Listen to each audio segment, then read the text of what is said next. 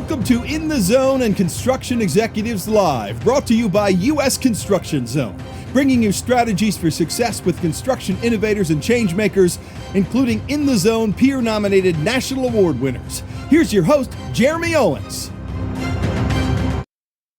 Welcome back to Construction Executives Live. I am your host, Jeremy Owens, owner and founder of U.S. Construction Zone and 3 Generations Improvements out in sunny Folsom, California. Welcome. Thanks for being here. We have another great show for you today. And thinking about it, I was thinking about such a stark difference that we have in our generations, especially when you think about the baby boomers. My dad's a baby boomer. He still works for our business. His adoption of technology is completely different than millennials and Gen Z. And the way they communicate is typically pretty awful. There's not a lot of understanding that goes on between those two generations. And now is the time that we really do have to come together as an industry and understand that we're not going to fully understand each other necessarily and have a hard time maybe putting each other in each other's shoes per se, but we need to come together and understand that, hey, there are pros and cons to technology, but also we have got to figure out a way to honor those that are exiting our industry. I think about my dad retiring soon and going, he has so much knowledge in his head. We got to make sure we get that out of his head and into those young professionals. And the only way to do that is through good communication. So really looking forward to today's content as we dive into that. So we are sponsored by the great team at build12.com. Automate your construction business into a revenue generating machine.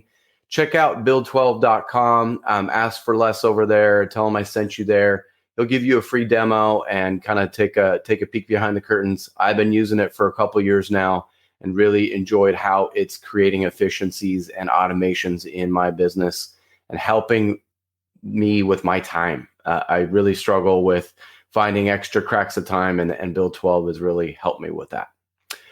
Okay, we have a great show for you today titled Construction Crossroads, Innovation, Legacy, and the Future Workforce. The construction industry has critical challenges facing us today, a confluence of 3 industry trends that can seriously disrupt the industry. 1, the clash between traditional processes. 2, the rapid rise of technology to stream those processes. And 3, like I mentioned, a growing generational gap. With these seasoned professionals nearing retirement and a wave of young talent entering the field, the construction workforce is caught in a transition unlike any other. How can we leverage technology to honor the legacy of experienced workers while equipping the next generation to lead the future of construction? We are fortunate enough to be led today by industry professional David Hernandez. He is the head of U.S. for Electrosoft LLC, a provider of innovative planning and scheduling solutions for the construction industry. And he has 15 years of experience in all different aspects of commercial construction, from business development to running his own business. He brings a diversified experience to his role at Electrosoft. And David understands the pain created by tremendous company growth without proper processes and poor technology in place. I think that's probably everyone. Removing the pain is what drives him today. Thank you for being here, David Hernandez, and welcome to the show. Yeah, thanks, Jeremy. Thanks for having me. Yeah, you're so welcome. Tell us a little bit about your kind of start in the industry. Well, so I actually started pretty young. I would be considered cheap labor. A lot of my family members were in construction in some form or fashion. So weekends, summers, I spent my time, again, like I said, being cheap labor. Sure. But learned really early that I loved seeing things built and being a part of that process. And so, like most of my generation, probably your generation as well, we were told, go to college, we want you to do white collar work. We don't want you to do this, but that was my calling. I love to see things built. So, went the white collar route a little bit, sales, business development, some management, but had the opportunity to partner with a construction company here in Houston, and grew the commercial sector. But it was You think you know a lot about construction until you're really in construction. Now, like you said, you're third generation. You know, you think you know it, and then you're in the driver's seat. You learn some valuable lessons with zeros at the end of them sometimes. Yeah, totally. And like if you're not continually learning, then it just how quickly you're left behind. So absolutely. Yeah. So I mean, you've had lots of roles in management. How did you learn the management skills you needed to kind of manage your team? Yeah, that trial and error. So I use the word manager and leader. They're two completely different things. So I early in my career, I was a manager and learned, I thought it was all about telling people what to do and, holding them accountable. And, I was promoted pretty quickly in my early life, moved up into retail. And then I realized pretty quickly that that's not what it's about, and leadership doesn't always mean boss, but typically if you're in that role, it's more about kind of empowering people, learning from your team. Just because you're in a position of leadership doesn't mean that you know everything. So I learned quickly. I had some really talented people around me, and then guiding them, right, helping them take their expertise and kind of putting it in the right path. So it took a little bit, but there was some trial and error there for a while. Yeah, I mean, isn't that also so true of our industry? I mean, we typically don't go to, even if we go to business school, which I went to business school, none of that freaking relates to, putting that hat on and being a manager and owner and being a leader. None of that really freaking applied. And that's what really pisses me off about my college experience is that I had business marketing degree. You'd think I would be able to be drawn on that. And so I just have that's a whole nother podcast. I just have a huge issue with our college system right now, especially preparing for construction. It's just, you really got to get into the nitty gritty, and whether that's an internship or a trade school, you got to be immersed in it. And otherwise you're just going to be like, oh great, it's trial and error. That's awesome. Yeah. You almost need a construction academy, right? To kind of get the real world experience. Yeah. Well, I'm sure we'll get into a little bit more that I think is missing big time for sure. Oh, yeah, totally. And did you have a mentor that helped you through this journey?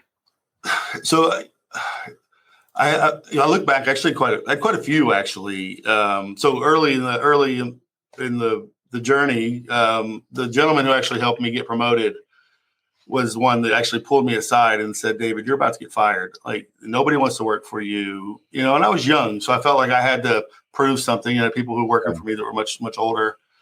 And he was like, no. So it kind of helped me. And he tried to explain to me the difference between a manager and a leader then. And I was in my early 20s. But as I progressed through my career, I can think of a couple of people. Not name money. I don't want to leave everybody's name out. But I had worked for a lady named Lisa Ireland who taught me more of like kind of the coaching and personal development piece and the kind of servant leader mindset.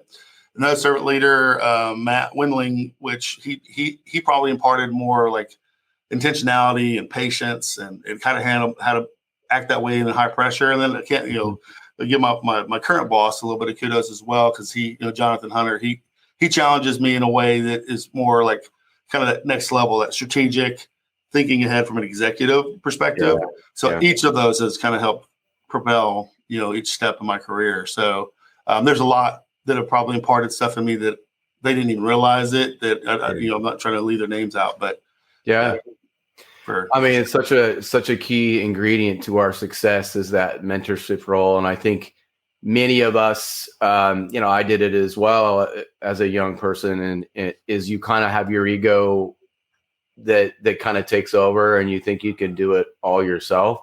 When in reality, if you really seeked out more assistance and help from your peers, it just would propel you to greater heights. But I think everyone needs it. Honestly, no one knows it all, and someone knows something that you don't, or a trick of the trade.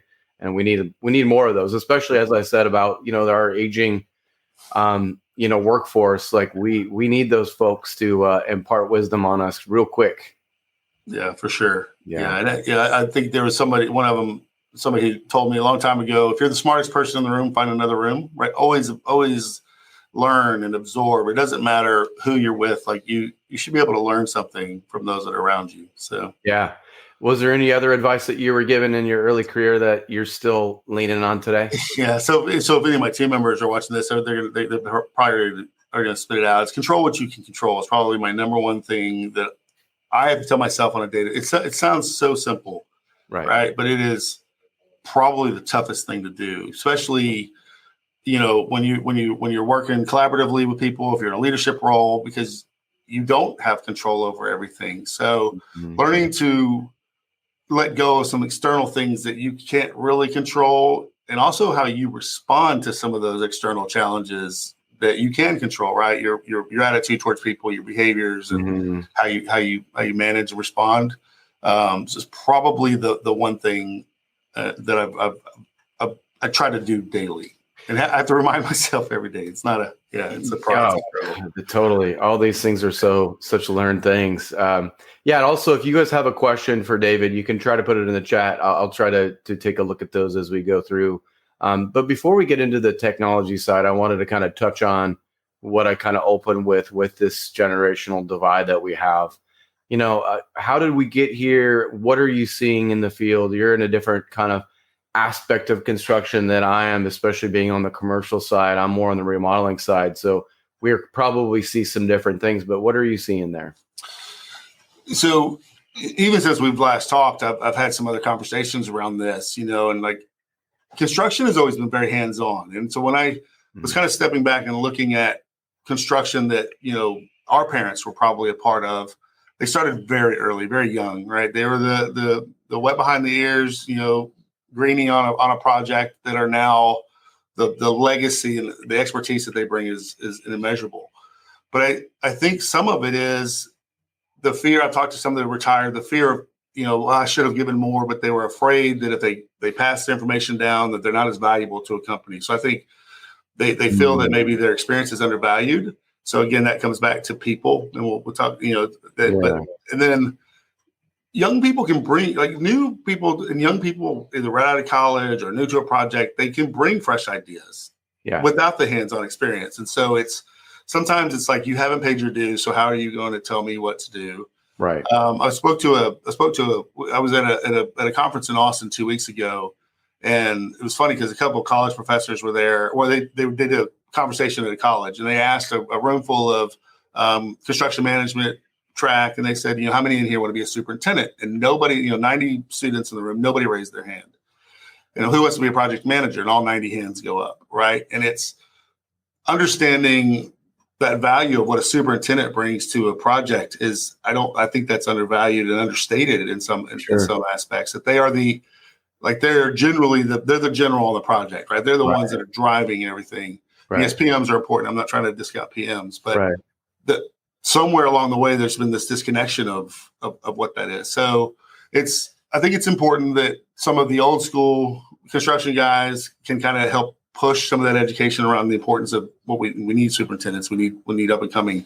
Right. But superintendents are also those guys that are guys and women that are built through the kind of the rough within a project. So I'm seeing that shift where everybody's like more, I want to kind of run as a PM, or I want to be an executive in the office, versus kind of being that general on the ground of the project. So yeah, are you like me in that you're a little fearful of this mass exodus that we're obviously seeing it already, but I feel like it's really coming. It's going to come fast and furious, whether people retired or age out completely. That knowledge is not being shared, and I think a lot of that has to do with pride, right? That they're like, they don't want to hear what I have to say. They're doing the technology thing. They got it all figured out. Like, so yeah, there is a little bit of issues there. It's like, if you don't have that leader at that office to bring people together, it's just going to die with them.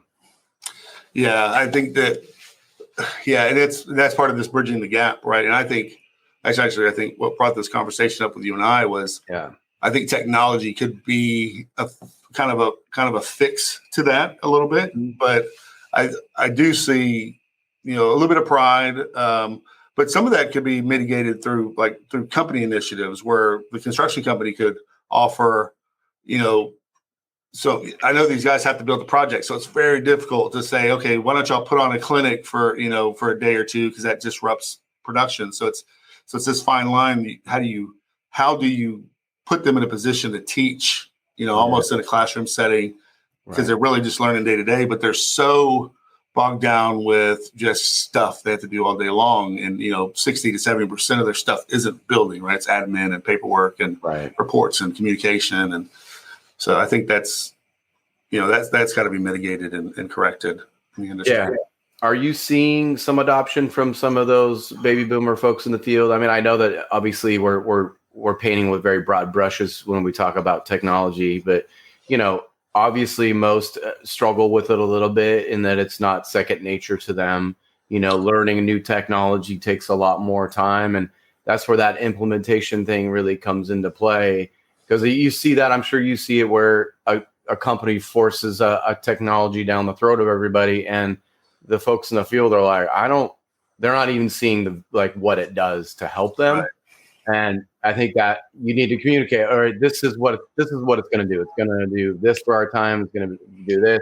But instead it's just like, all right, here's the new tool, get after it. And these older folks are like, what? So yes and no so there is some hesitation, but I don't necessarily think it's the hesitation to the technology so much as it's the fear of, is this replacing my expertise? And, and so that's the whole AI conversation and some other stuff. But I think it's around I think there's a responsibility from the technology providers. I think there's some responsibility from kind of leadership. Like, it's an enhancement, right? Not a substitute. And so it's probably very cliche. Most software companies probably talk people, process, technology. Yeah. But it is important. I think if you can take that legacy expertise from your people, you can refine a really good process. The technology piece is an added value. Right. But if you just think technology without addressing the people in the process, then again, right, you have resistance to adoption. I think I saw a statistic that 70% of all data transformation and digital projects fail because of employees. And some of it's implementation, some of it's disruption, some of it's just disconnection. So you almost need that more bottom up adoption versus top down. Yeah. And so that's where I think, I've seen some companies that are very innovative, and they'll build like a kind of a citizen environment within their organization that kind of helps adopt technology. So they'll pick somebody from each team within the organization that is that technology driver that helps kind of push it out. So you have more bottom up versus top down. Yeah, that seems like a great strategy. Do a lot of companies sell from the bottom to the top? So the executives write the check. So right. Yeah. So software companies are trying to get in front of the guys writing the check. Yeah. But you need that evangelist or that champion. Sure. And it's typically the user. So part of that comes with an education on how do you sell this innovation to your organization. Right. Especially, when they're kind of fatigued a little bit around the technology piece. Yeah. So I think you need that bottom up push, an evangelist, somebody that you can have champion, but you're going to need the top to buy into it. Sure. But when you talk about implementation, again, I think it needs to be bottom up implementation. Yeah. I mean, I know you probably get this a lot, but how, with the technology coming at us fast and furious, right? I struggle with it too. Understanding what will work. Everything looks great. The presentations look great. You think like, okay, I can see this. So I think, how do you assist a company in making sure the technology is right for them? Because I imagine for a lot of folks you talk to, you're like, nah, this, you guys aren't ready for this. So that's a difficult conversation because we all want all this new stuff, but I think we're at the point now where we're like, crap, I just bought 3 of these. I'm using 1, so we're kind of like, it's a lot right now. Yeah. So, you've seen a lot of companies have brought in, a director of innovation or director of technology, or right. Their job is to come in and fix some of the disconnection, but also to protect the companies from buying unnecessary tech. Right. And so I use an example. I was at the DCW, which is a big electronic, big a Contact event in London, and you can even just think of any of the ones that are here. If you go to any technology conference, especially in Contact, there's 100 booths, there's 1,000 people, and everybody's stopping and looking at the new technology. And I was with our head of innovation and our CEO, and I said, I want you to stop for a second, just look around the room. This is what our customers are faced with every day, like this noise and chaos, and which technology do we buy, and how do we buy it? How's it going to fit? And so they tend to just go back to what they do well, which is build stuff. Like, we'll deal with that later. Let's get these projects done. So I think is our responsibility is software providers, and that's not just technology, construction tech, all technology. We have to help them silence the noise. We have to make it easy to be the right choice. And sometimes we are, sometimes we're not. Right. But ultimately, we should impart some education and gain some education in every conversation we have. So I tell my team all the time, like, we want them to buy our software. Don't get me wrong. That's why we're here. But at the end of the day, if we can provide some additional insights on helping them, maybe it's a process, maybe it's aligning people, that's a win for us. And so I think that piece is the hardest piece. We have to quiet down all of this noise and give confidence. So, yeah. And it's pretty well said. I mean, I think that's a good visual when you're at that conference. You're like, oh crap, there's a lot of folks here. So do you feel, I mean, I could probably guess your answer. Do you feel that technology is the bridge to, this gap? And then if so, how? Yeah. So I know that a lot of times I think people are concerned when we talk about concerned about technology. Is it replacing me? Is it doing this? Yeah. And so I came across the analogy a while back, and it's a perfect analogy. It's the autopilot for airlines, right? So implemented in around 1930s, autopilot is designed to just manage routine tasks, right? And why the plane's in flight. But the pilot is still invaluable. They've got to handle all the critical checks. They've got to handle all the critical needs. If there's they have to mitigate an issue or address an issue during the flight, and it disengages autopilot. So technology should be that. Technology should be your autopilot. It should take care of the routine, mundane tasks. Right. It should be there to help make sure that you're on the right path and let you know that, hey, you're starting to veer off path a little bit. So that, so that could be your business intelligence piece and machine learning and AI that's coming. Like, here's where you're headed. And if you don't course correct, you're going into a mountain. Right. But as soon as things start to kind of go sideways, that now we re-engage into the expertise of our teams. And that's where I think all this, the admin stuff, right? I said 60 to 70% of time for a project manager or superintendent is administrative. So how do we get that stuff off of their plate so that they can handle the critical day-to-day building? They can mitigate risks. They can address people, right? That's the other thing, like the ability to free up time to be intentional with the crews that are on staff. I think that helps with some of the mental health as well, because you can address an issue, of crisis earlier.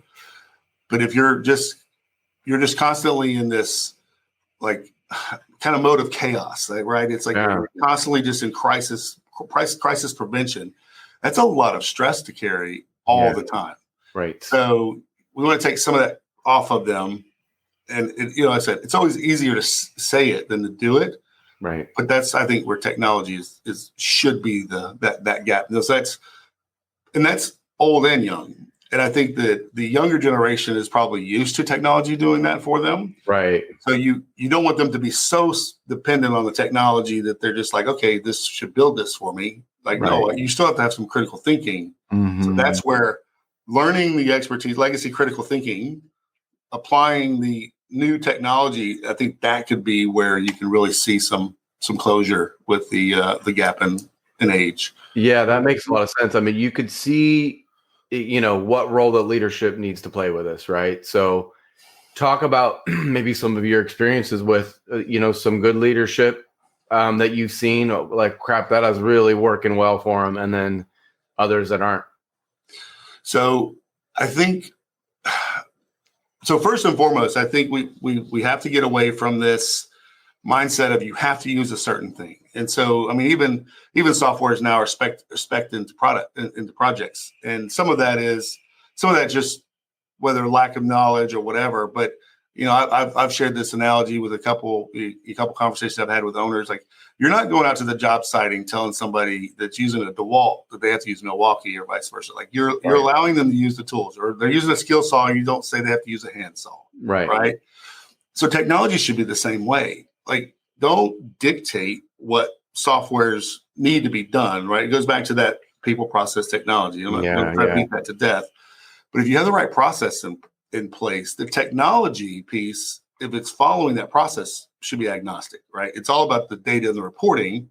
So if I'm using tools that are communicating to each other, that matters. Mm-hmm. So leadership, though, needs to be able to be open-minded to when their teams come and bring ideas to them, but they also have to mitigate just buying softwares to buy softwares, right? And so I do think that happened early in the journey for construction, but they also need to, they're not dictate it, they need to facilitate it. So if I have a team member who comes to me and says, hey, I've used this software at another company, it's really great, allow them to try it, right? And maybe try it alongside of maybe of a legacy program and have a true comparison. Don't just shut it down. And most software companies will embrace that. Hey, yeah, absolutely. I'm confident enough to put my software up against my competitor. So I think the balance needs to be between kind of this kind of trusting the experience of your team, but kind of what you're trying to do as a company, kind of evolving as a company. And that the adoption scale, right? You always have your early adopters, and you always have that laggard. That's kind of don't be the laggard. Yeah. Be open-minded to say, hey, like, let's try this. Because I think right now, a lot of people are behind the 8 ball. A lot of people are behind because they've waited to see what was going to go on. And now we probably need to catch up. Right. And construction moves pretty quick. So yeah. I mean, I think you're so right. And then with the people shortage that we have, it's like, if you're not adopting that technology and you're throwing bodies at things instead of technology, you're way behind. And your costs are out of control too. So now you're not as competitive. You have, 5 extra bodies than that other company does. And so, yeah, I mean, it's such a critical time. I guess looking back, at your career, what were some of the biggest challenges that you faced when trying to introduce, new innovation to your organization? So I lived this, right? So I'm sitting there saying executives should do this. I was that executive that was like, no, we're stalling on a project. We need to get back to work because we're trying to adopt this technology.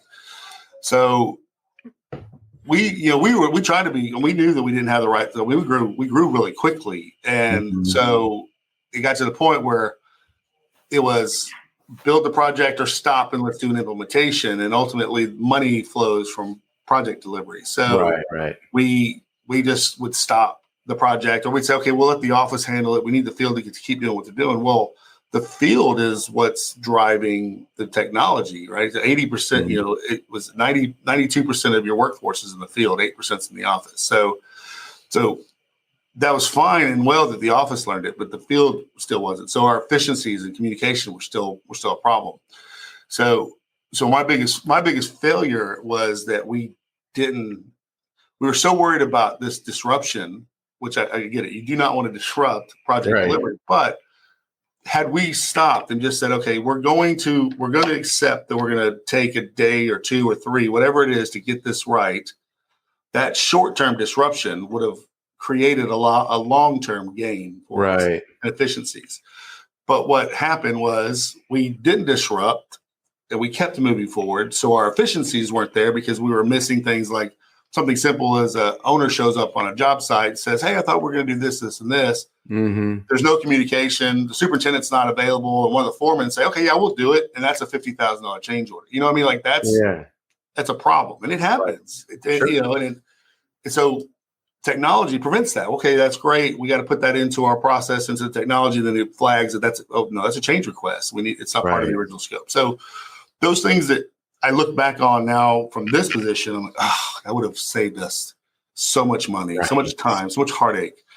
And then I wasn't as open-minded. So that's why I speak about that from more of a kind of that perspective. Like, no, we're driving the business. We know we know what we need to do. Y'all just go build. And I'm like, nope, that goes against what I just said about being able to learn from your people. So that, and it was some of our old school guys who were just like, hey, we could do this, this, and this. And so we would say, no, we just need to keep pushing the way we're pushing. And, there was technologies out there that could solve that problem for us. Yeah, totally. I mean, like we said before, I don't know why necessarily the construction has always lagged in tech adoption. I always kind of scratch my head about that because we build shit, Right. I mean, it's like, it doesn't really make sense. And maybe because we're used to building shit with our hands that, or manually or visually seeing a job board or all those things that we had in our mind. But what strategies have you seen work best with companies that aren't embracing technology? How do you kind of make sure that you're not disrupting? Because I imagine that's probably your biggest thing you got to overcome, right? Yeah. So I think this one's almost kind of a circle back to what we were talking about a second ago, where you have companies who have brought in, a manager level person to their only job is to protect them from buying technology. I say buying technology. That's more adversarial. Their job is to help kind of fix their tech stack, right? Sure. And so they are going to be very protective if a software company is trying to sell them something. No, sure. I've got enough problems I've got to sort through first. Right. So that's a challenge, and that goes back to what the comment, like technology was kind of late. Construction was late to technology. I remember 15 and 16 we were buying a bunch of technology. No problem. But there were little point solutions, right? They weren't really an enterprise level product that kind of talked across multiple people. It was just like, oh, that's a really cool thing. Let's do that because we're struggling with it on a project. Right. And they didn't talk to each other. And so we just bought and bought and bought. So that's where that tech fatigue comes from. Like we've spent hundreds of thousands of dollars in software. None of them works. I don't want any more software. It's kind of like you're rewinding. Yeah. So I think that it's good to be early to the table, but you have to be careful that you're not just buying something to buy something. So I think that's where that illustration of like, we've got to help quiet down the noise a little bit. And there's so much information out there now, right? I mean, by the time they get to a buying decision, they pretty much made a decision that now it's just our job to help quiet the noise. And why are we better than somebody else? Yeah. The other thing is I think technology companies need to play nice together, and not necessarily maybe a competitors. I get it, right? We're competitors, but within a project delivery, that life cycle, there's so many things and so many steps and other softwares that kind of fit in different holes. Right. I think there's really a need for some integrations and the ability to kind of pull data into the same data source. So, because an executive, that makes sense. Yeah. What they care about is the data and the information, right? They want to see the information. We actually just had a call not so long ago. We were talking about this, where ultimately the software for them isn't as important as the information that's being received. The end user, they care about what software is using based on ease of use or whatever. But if it's all delivering data to the same data lake, that is important. And I think we're seeing more and more of that. I mean, think about construction as a whole, very competitive. Yeah. But you have joint venture projects all the time with competitors.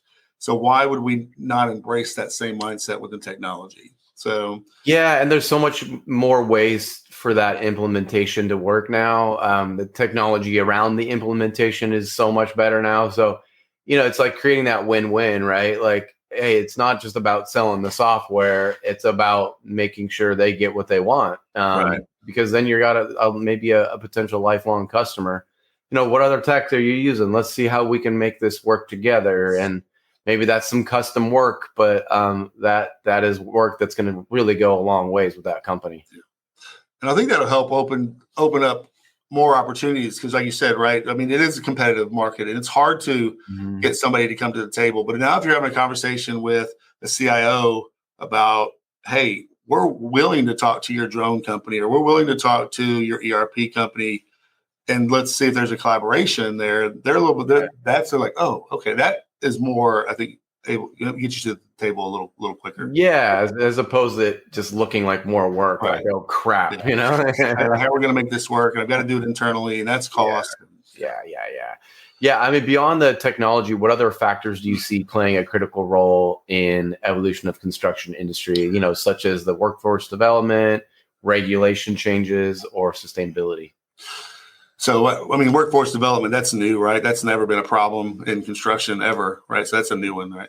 No. So workforce development is always, I think, probably the most important. I think that you have to care about people, right? And you have to be intentional. And I know that we've kind of touched on kind of the mental health thing, and a lot of people are kind of talking more and more about it. Mm-hmm. When you look at the industry, you know, most of your workforce could be one injury away from, you know, losing their home, or not, you know, that they're the breadwinners and now they can't work. Right. So I do think there's some opportunities to improve some skills as well, so that you can move along a career path a little easier. Yeah. You know, there's always going to be regulations and sustainability things that you're going to have to deal with, and you know that's going to ebb and flow with whoever's, you know, whichever government's in the White House at the time. So I think that's the one thing I love about construction is it does have the ability to kind of pivot, right? So so this administration, they care more about this. Okay, so let's kind of shift a little bit, and so, but ultimately, it will always come down to collaboration within your organization, because you're also collaborating with other business owners, right? So, you know, weird thing about construction is companies hiring companies, all trying to work together for one common goal. So everybody has kind of different ways that they do things. So companies that are really good about adopting kind of cultural differences and providing some things that are, you know, that allow that uniformity to happen quicker, I think those are the things that will help improve companies. But yeah, I think you have to focus first and foremost people, for sure. Yeah. Have you seen any changes in the workforce development side? I mean, it's exhausting how much we've talked about it, but you know, obviously, you know, it starts with a young age. It starts with, like, you know, wood shop, and you know, we had that when I was in high school, but you know, not soon thereafter it was gone, and I haven't seen it come back in our area. I know around the nation there seems to be some of those things cropping back up. But if you don't start at the young age, and like you're not, you know, swinging a hammer with your pops, or you're not in wood shop, how do we get those guys and gals to even consider this industry? Yeah, so they are bringing that back here in my part of Texas, which is fantastic. And not just wood shop, but automotive. They're bringing back. I mean, it's good to see it coming back in the schools. Yeah, because I think it goes back to that illustration where you ask 90 students they want to be a superintendent, and they're like, no, I don't want to be a superintendent. I want to be a project manager, because their mindset is a project manager is, you know, more computer, like more white collar, and you know, no offense to my PMs out there, but then the superintendent. And so I do think that's got to be addressed early from high school. And then I think more and more colleges are offering some certifications that they didn't offer before around construction management. It used to have to be a 4-year degree. Now you can go, you know, do associate's level training. So and then apprenticeships. I think you mentioned it early on. I think that is missing from the industry, right? And I think that should be something that, you know, construction companies get on right away. Like, how can we get more apprenticeships in? Yeah, no, definitely. You know, now, I mean, with technology, you know, in front of us, we have this new beast, artificial intelligence, machine learning. We have all these digital tools. You know, where do you see this all going? And obviously, you know, AI, all this stuff is considered technology, but this is its own beast. Right. And it could be very, very good. It could be very, very bad. It depends on who you ask. But I mean, the bottom line is AI is here to stay, and how can we use that to our advantage? So the event I talked to you about that I was at 2 weeks ago was an AI and data transformation event. And so it was very interesting, room full of construction companies and executives and some data managers. And it was very clear that nobody's an expert right now on AI, especially within the construction industry. And so, AI is such a big animal. But what was telling is when we start to kind of peel this onion back a little bit, we have a lot of companies that haven't even identified KPIs. Like they don't even know really some of the minimum measurements that they're measuring on projects outside of cost and time, right? Sure. So like we talked about, let's kind of step back a little bit, right? So AI is here to stay. Yeah. But how do you position yourself to get on that journey? First, let's know what we're measuring, right? And then you already have a lot of things that are in place from a machine learning perspective, the ML of that journey, because you already have the data trends and the data. Mm-hmm. And so how do you take that information, what's important and what's not? Because now you can see your trend data. AI is going to allow kind of that next step, right? Kind of like the autopilot, right? Where you're headed for a mountain and it's going to give you some ideas on how to mitigate that problem, but it's not going to do it for you. You still need that critical thinking from the human perspective. And I joke and I say, hey, AI might take over the world, but let's make some money off of it while we can. As long as they don't call it Skynet, right? So right.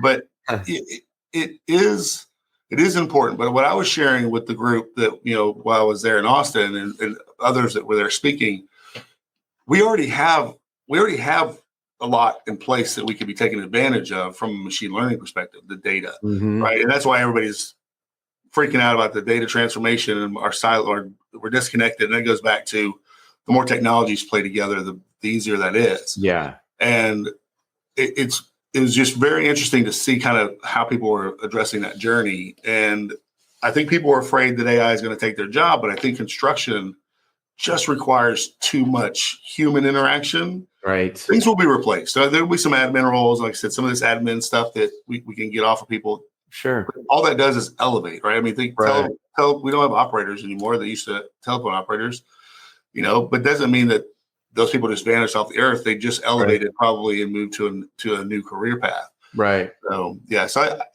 for me, I think AI in construction it's still kind of shaky on what it can do and what it will do. Mm-hmm. There's a lot of companies out there that say they're using AI when really it's probably more machine learning. So it's understanding from an educational perspective the difference between the two.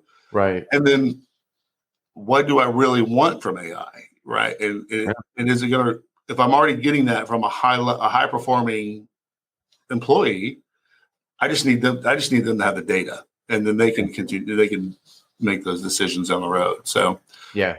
But yeah, we're on the AI train too. It's part of our roadmap. Sure. But for now, it's more about just good data, good clean data. Yeah, that makes sense. I mean, I'm with you. I don't think it's gonna replace jobs. It's just gonna change jobs, right? Yeah. Instead of it being like, like you said, some of those admin tasks. I mean, social media, blog writing, all these things that make things a lot easier now. Now that person is freed up to do something else a little more high level, and we already do have a shortage of people. So, dang it, these are not bad things. And I think that's where I'm at, is that people need to understand that this could be really helpful, especially if we look at these trends that we have. And it's like, we're going to have to replace hundreds of thousands of people somehow, and it may not be bodies. So we might want to consider adopting this a little bit more. Yeah. And that was a key point that I actually, I missed, the people shortage, right? That does allow, right, you to operate a little leaner, and so you don't want to always operate lean if you don't have to, but if you are operating lean, it does give you that opportunity to close some of those gaps. Yeah, it definitely does. What does the future hold for construction professionals as they look to streamline operations, improve collaboration, and enhance those project outcomes? So, man, I wish I had a crystal ball.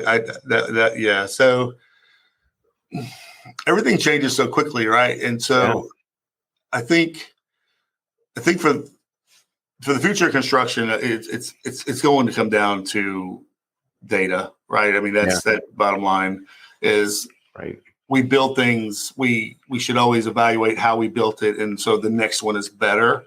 We talked about the regulations. There's always going to be some type of external thing putting pressure, whether it's costs or whatever it is, something. So the data will allow us to be better planning, better planners, build things a little more efficiently, not just disruption within the construction industry, but disruption of the community, right? Because nobody likes projects. So I think you've got, companies that will be adaptable, collaborative, and data-driven are probably the ones that you will continue to see excel. The ones that are resistant to those things will have a hard time. Yeah. I mean, that seems like the writing's on the wall with that one, right? I mean, yeah, just how everything communicates together. And like you said earlier, the leadership to bring all this together. I mean, it's going to be critical. I honestly, we don't have a lot of great leaders in construction. I mean, no offense. I mean, I've struggled with it myself, but it's like, it's not always a natural thing. Like you said, if you're a manager, doesn't always mean you're a leader, and vice versa. And how do we kind of level up our skills in terms of leadership and communication and, mental health we talked about, like all of these things play together. And if we don't have good leaders in position in our jobs, dang, I don't like the results that could happen. Yeah. Yeah, I think it goes back to just, most leaders, if they didn't get, masters in business and were hired by a Fortune 500 type company, they've grown, right? Probably your dad is probably an example of that. They've grown into that role because they built a business and now they need to manage people. So you learn some very hard lessons. It's like almost like being a parent, right? There's not a manual to it. You just kind of like, that's a mistake. I don't want to do that one again. You just kind of check these mistakes along the way. Right. But if you're not passing that down to the next generation, they're gonna repeat the same mistakes. So I think that getting back to having those mentorships and apprenticeships and that kind of stuff is important. Yeah. What other advice would you give those young industry professionals, those people that are just getting in? Obviously they already have that technology background that's part of their lives. What advice would you give them to really help propel their career? So I would say surround yourself with people that are smarter than you, right? I mean, it's probably early in your career that probably seems silly because there's probably a lot of people out there that have been doing this a long time. But sometimes when you get out of school, you think you know everything. And so I would say be humble and open and listen, right? Surround yourself. And back to that comment, right? If you're the smartest person in the room, find a different room. Like learn something and be a sponge. But also don't be afraid to challenge and ask why. And I'm a why person. I always want to know why. And it does drive people crazy. And it drove my dad crazy growing up. But I want to know why. Why do we do it that way? Why is it done this way? Is that the best way to do it? And maybe I have a better idea. Don't bring a problem without a solution. That's another one. Because you can say, well, that's not the right way to do it. Maybe you should offer an alternative.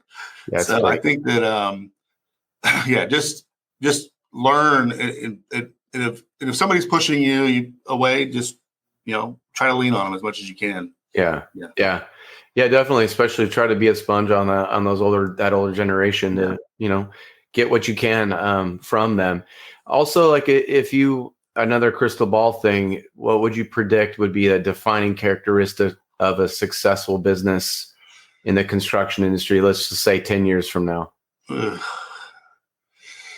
So that one, I'm sounding repetitive here. Data is going to have to drive decisions, and what data looks like today versus 10 years is going to be completely different. But it's still going to matter, right? You still need to know what's going on and how that's going to play out. I think the one you hit on earlier, the workforce development, the companies that put time and invest time into that.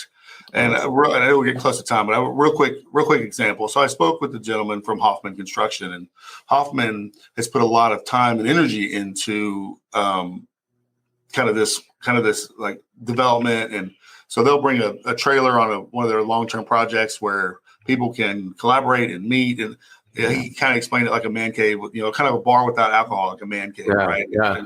Or a woman cave. So I mean, exclusive here, but that allows peer-to-peer conversations. Right. So I think workforce development and encouraging peer-to-peer, doing things that are maybe outside of the norm, being a little different, but also have the ability to be agile and resilient. Because when you're outside the norm, people are going to give you a hard time, and they're going to say that you're wrong.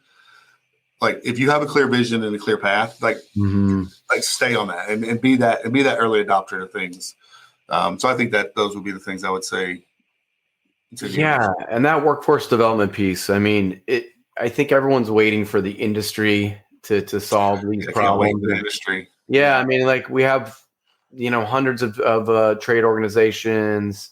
We have, people that you're going to the government for needs, but at the same time, there's not enough action taken from companies, especially those in the medium to larger size, where they do have an R&D department. They do have these other things that at their disposal, and there's not enough community outreach. Like, let's get not only peer to peer, but let's get the young people to understand what their jobs look like. Because if they can't visualize that for themselves, then they're not going to do it. And I think that everyone's just kind of waiting, like, all right, well, what are we supposed to do? And it's like crap. Just do something, please. There was one other piece of that I've had conversations around. This is not my ideas. I actually, some of my best ideas are stolen anyway. So, outside of the industry, when people get injured, a lot of times they're kind of stuck. Like, that was their livelihood. Like, what do we do? So, I worked for a founder of a technology prior to this role, and her vision was that, how can you provide a path for injured construction workers to work within technology, because their knowledge is valuable. Right. I love that idea. Now that I'm kind of in this role, I have the ability to kind of to pursue that. But not only that, talk to other CEOs and executives of tech companies. I'm like, that knowledge that they bring, and that also gives them another path, right? So if you can't really work on the job site, but you could still provide extreme value to the industry through whether it's trainings or just helping them implement technology because of what you know in the field. So that's something that I think technology companies can own some of that development as well. But it's a little, almost like a wounded warrior type program, but the value is immense. Yeah, we can't afford to lose people, and that injury thing is a huge component to our problems. I mean, that's what leads to a lot of, the drug addiction and alcohol abuse is like, crap, I'm in pain and I need to work. And then before you know it, you got oxy and you're in trouble. Like, so it's a big component. And there's no pathways to anything. It doesn't seem like, and I know that every industry has challenges. So, we're no different, but it just feels like we're just, spinning our wheels a lot when it comes to this stuff. Yeah. It's just, it's about building the next project. I don't want it to sound very curt like that, but it does come down to, all right, we've got to continue to move on. So it's just this constant grind. Yeah, right? it is. What's next? Yeah, no doubt. Sometimes people get caught up in that. They get lost in the shuffle of all that. So. Yeah, it can be a rat race for sure. I mean, it does feel that way a lot of times. It's chaotic, but you're just kind of controlled chaos and on to the next project. Let's go. So tell us a little bit more about, is it Elecosoft? Am I saying that correct? Elecosoft, yeah. Okay. And then what kind of problems is it, trying to solve for our industry? So as a whole, Elecosoft is we provide softwares for built environment, and we have some prop tech as well. Here in the U.S., we focus more on the building lifecycle side. So our core product is Asta Power Project. So it's planning and scheduling platform. So we our goal is to provide, easy to use, powerful software that it provides, whether you're building something simple as just a standalone home or a complex project. But ultimately, we want to make sure that we're bringing kind of some industry expertise as well. So we've got, team members who have been in the industry that have either been schedulers or they're familiar with the industry. So, so our goal is to just continue to help the built environment. Construction is probably our biggest core of that. Okay. So, where is the corporate office? Because I know you're the U.S. part here. So where? Yeah, I'm here in Houston. So the LLC, the Elecosoft LLC, is a U.S. based business. Okay. So my headquarters is in Houston. That's where I'm at. Okay. We are our parent company is Alico, which is a UK based, so they're out of London. So, Okay. And we have 7 regions across the globe. Got it. And what size of companies? And are you more on the commercial side, or like where you find like the size and type? Yeah, so primarily commercial, vertical construction, civil. We have government as well. We've got a pretty good contingent of the ENR 400, but we also we love the small to medium sized enterprises as well. These companies that are growing and trying to do a little more complex projects and maybe don't have the right software in place. That's I think a really good sweet spot for us. Yeah, awesome. So how do people learn a little bit more, connect with you? Yeah, so you can look me up on LinkedIn, David Hernandez. We also have a AlicoSoft North America page on LinkedIn, and then our website is alicosoft.com. You can put /US. It should geographically redirect you. But okay, yeah, awesome. Well, I appreciate you being here. I loved your expertise, and I'm looking forward to kind of what you guys are doing in the future. I'm a big fan. Yeah, I appreciate you having me, Jeremy. Thanks. Yeah, totally. Thanks again for being here. This has been Construction Executives Live. We'll see you next month for another great topic. We're going to get into the financing side of our industry. Again, reach out to build12.com. They're our sponsor today. If you have any questions about their app, build12.com, and they'll give you a free demo. We'll see you guys next time. Bye. You've been listening to In the Zone and Construction Executives Live with Jeremy Owens. Be sure to subscribe to In the Zone and stay in the know with the best minds in the construction industry. To nominate an innovator or change maker in the construction industry, connect with your management peers and stay up to date with construction industry news. Be sure to visit usconstructionzone.com.